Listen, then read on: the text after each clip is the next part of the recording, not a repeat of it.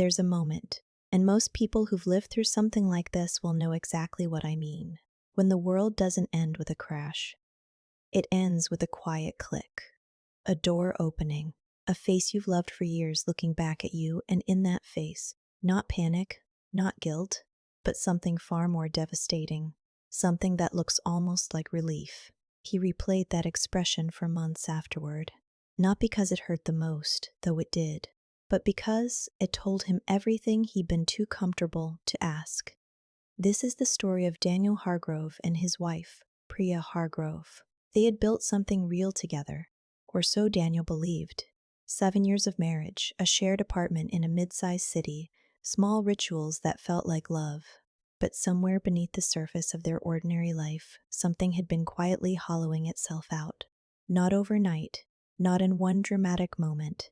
Slowly, the way wood rots from the inside, the outside still looking solid, still looking fine, until the day you press your hand against it and your fingers go straight through. This is a story about emotional distance that dressed itself up as stability. About a man who trusted completely because asking questions felt like weakness. And about the moment when the truth didn't announce itself. It simply opened a door. Daniel Hargrove was the kind of man who took pride in not being difficult. He'd learned that early, growing up in a household where emotion was treated like inconvenience. His father worked long hours and came home quiet. His mother moved through the house efficiently, practically without excess feeling on display. Daniel had inherited their restraint. He was steady. He was reliable. And for most of his adult life, he'd told himself that these were virtues. Priya had loved that about him once. She'd said it directly in those early years. "You never make me feel like I'm too much," she told him once, after a dinner with her family where her mother and sisters had spent 3 hours debating something small and loud. "You're just calm. It's a gift." He'd smiled at that, held it close. By the time they'd been married 4 years, that same quality had a different name in her mind. Though she never said it to him directly, she'd started calling it distant to her closest friend, Sunita. Started calling it unreachable. Daniel didn't know this then. He found out much later in pieces. Their life together had a comfortable texture. Tuesday evenings they cooked together. Or rather, Priya cooked and Daniel stood nearby, chopping vegetables when asked, pouring wine, keeping her company. Saturday mornings they read in different corners of the apartment. They had a cat named Biscuit who slept between them and whom they both adored with a tenderness they sometimes struggled to direct at each other. It wasn't unhappy. That was the hard part. It wasn't unhappy. It was just quiet in a way that had stopped feeling like peace. Priya worked in corporate consulting. She traveled for work several times a year, sometimes domestically, sometimes internationally. Daniel was a structural engineer for a mid-size firm. He worked steady hours, came home, ate dinner, watched something on television, slept. There was nothing wrong with this life. He genuinely could not point to anything wrong with it.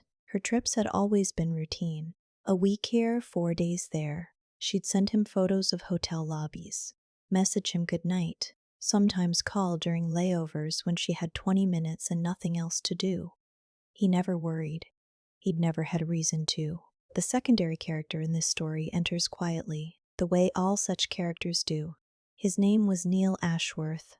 Priya had mentioned him once, a senior partner at a client firm she'd been working with for about 18 months. "He's sharp," she'd said once, offhandedly, in the kitchen. "Annoying sometimes, but good at his job." Daniel had nodded, filed it somewhere unremarkable, and never thought about it again. He was in the living room one evening, a Wednesday, 3 weeks before everything changed, when Priya came home from a late team call looking flushed in a way he couldn't name.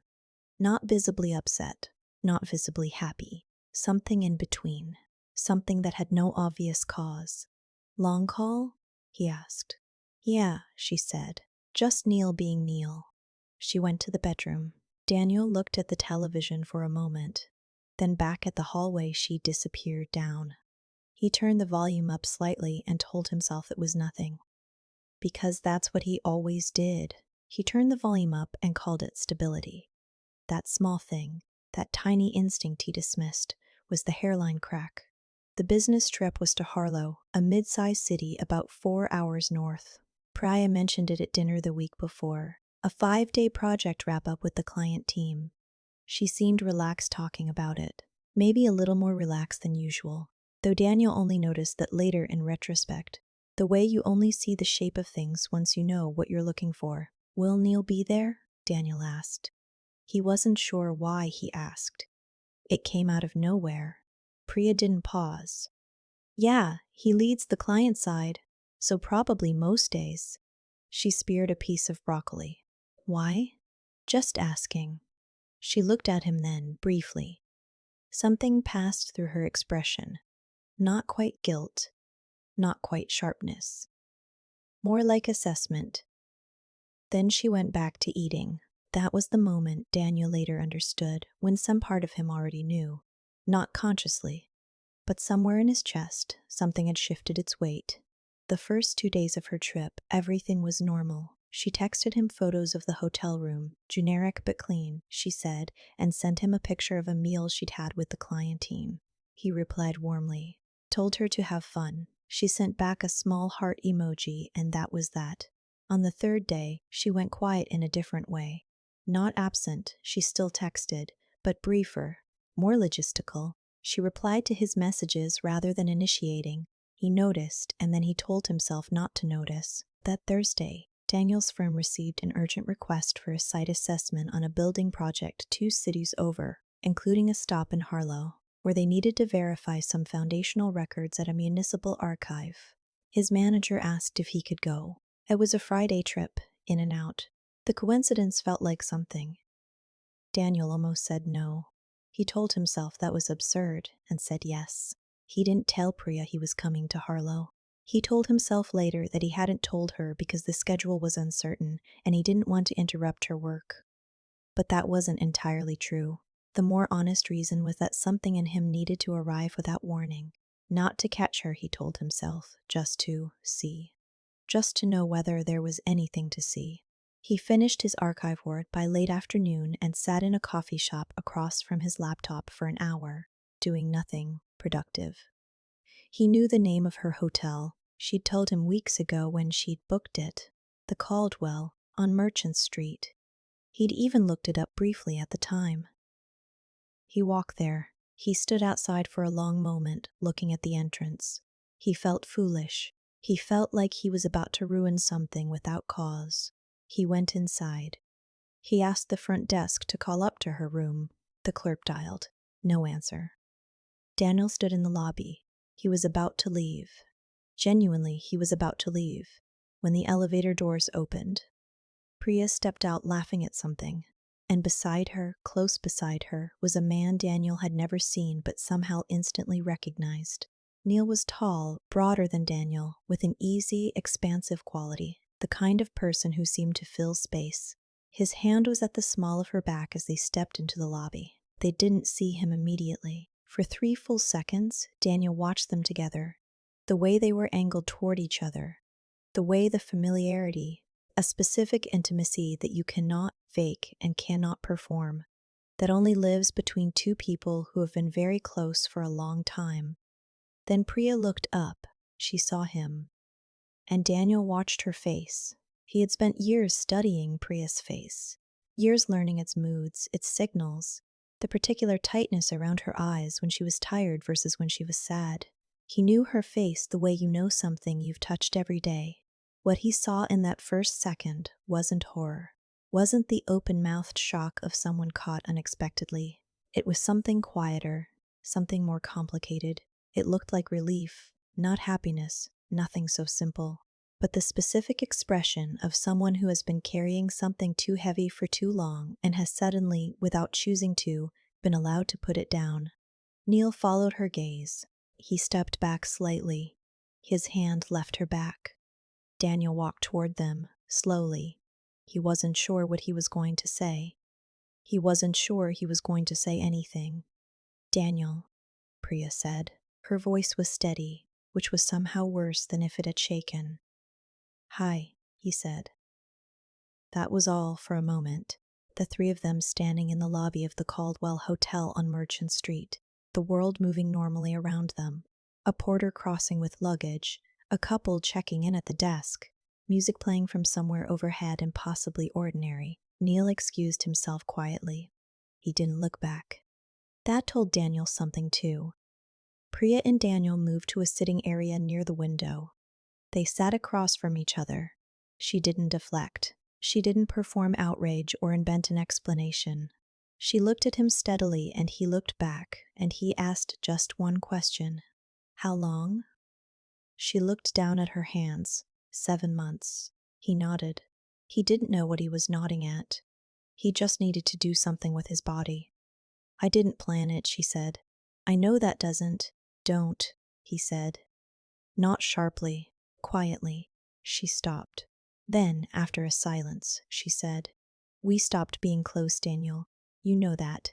You felt that too. He did know it. That was one of the many devastating things about sitting in that chair. He could not truthfully say she was wrong.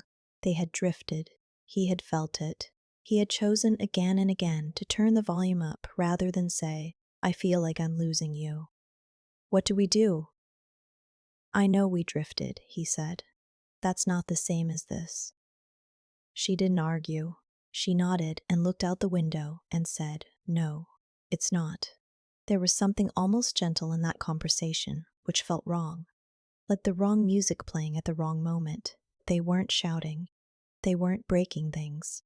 They were sitting in hotel lobby chairs, speaking quietly, watching a marriage end with the same low register it had lived in for years.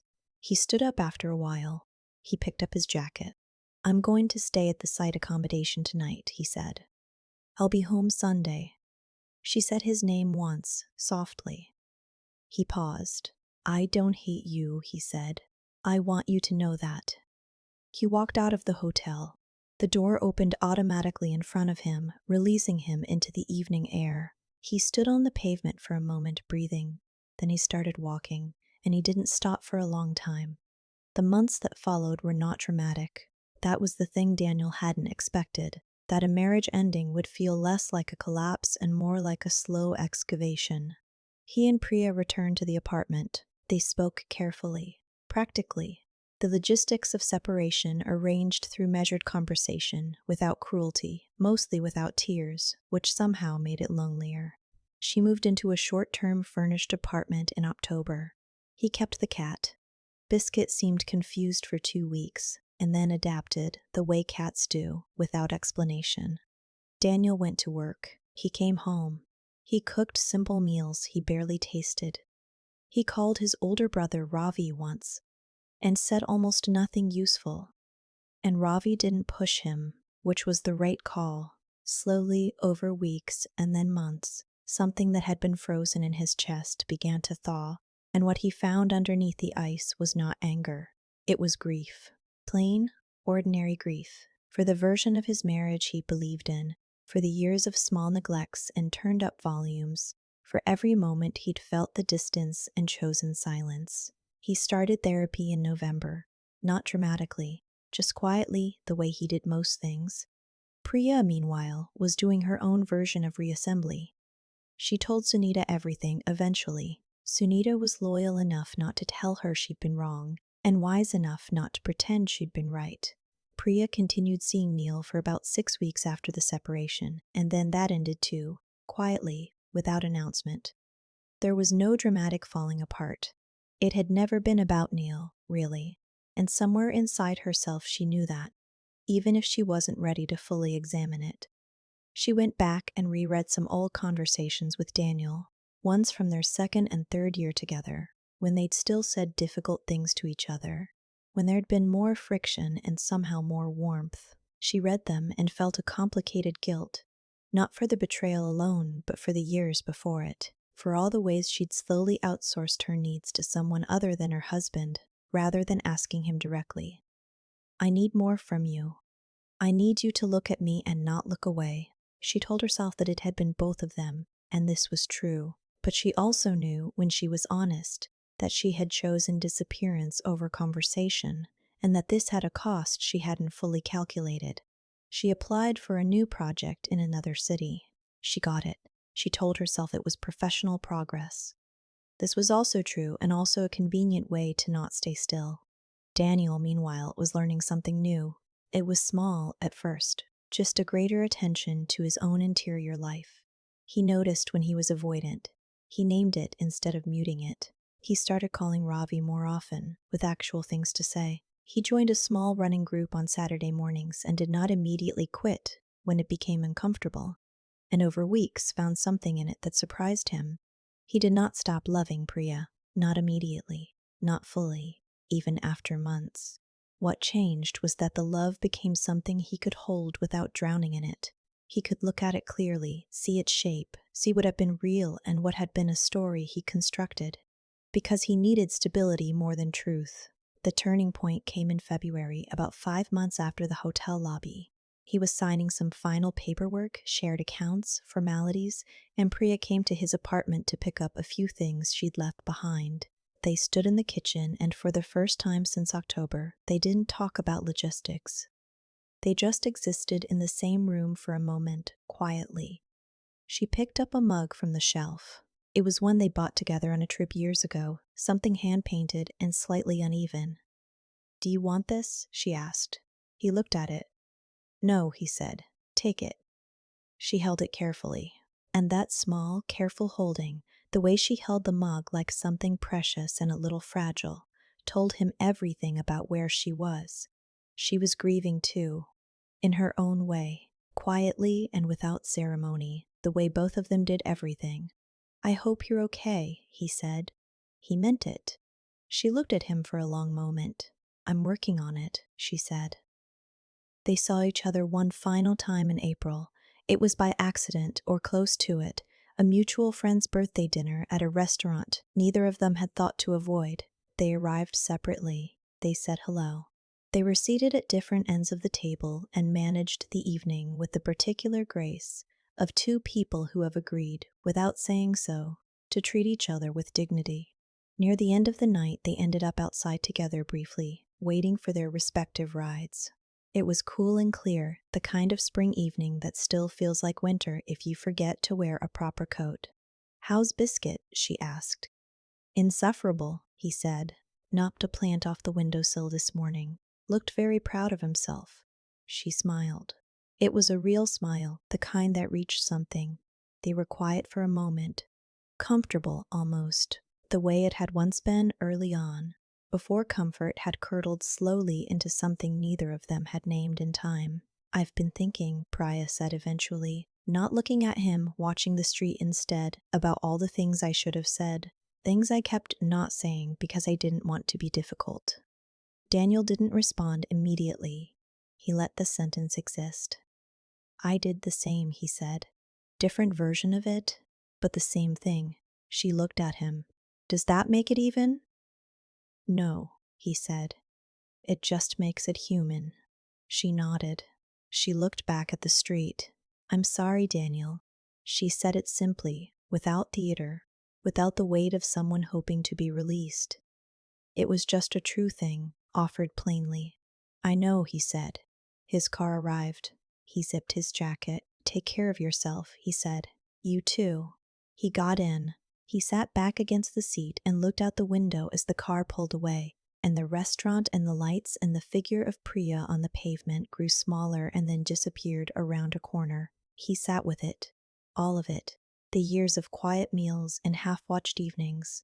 The cat between them in the bed. The Tuesday cooking and the Saturday reading and every small ritual that had been, in its way, a form of love, just a love that had stopped asking itself whether it was still working. He thought about the ways he had made himself small and called it peace. The ways she had made herself invisible and called it consideration. Two people doing their best impressions of a functioning marriage while starving for something neither had asked for by name. There was grief in that. Real grief, honest and unadorned. But there was also, and this surprised him even now, a kind of tenderness. Not for what they'd broken, but for what they had genuinely been, once. For two people who had loved each other imperfectly and entirely, and who had simply failed to say the difficult, necessary things before it was too late. He didn't know what came next. That was all right. He was learning, slowly, that not knowing what came next was not the same as having nothing. Outside the window, the city moved past. Lit windows, people walking, the ordinary world continuing on in its ordinary way.